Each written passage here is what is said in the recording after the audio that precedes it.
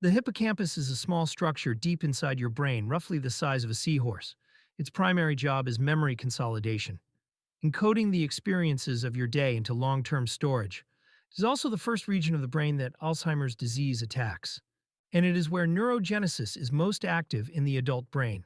In a stimulated brain, this process produces hundreds of new neurons every single day.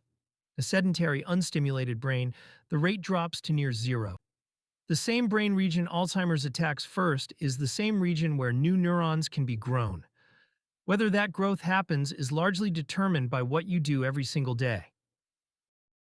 The primary trigger for neurogenesis in adults over 60 is aerobic movement, not strength training, not yoga, specifically aerobic movement that elevates your heart rate to 60 to 70% of your maximum for at least 20 minutes. When your heart rate hits the aerobic zone, your brain releases BDNF, brain-derived neurotrophic factor. Harvard psychiatrist John Ratey calls it miracle grow for the brain because it does for neurons exactly what fertilizer does for plants. It stimulates growth and connection of new neural tissue.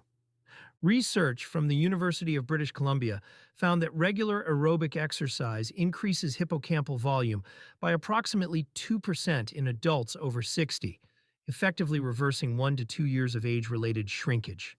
Strength training produced no equivalent effect. This is the biological mechanism behind the Harvard walking study in video 4. The 3,000 steps work because they produce BDNF. They work because they stimulate neurogenesis. 20 minutes? Slightly breathless. 3 times per week.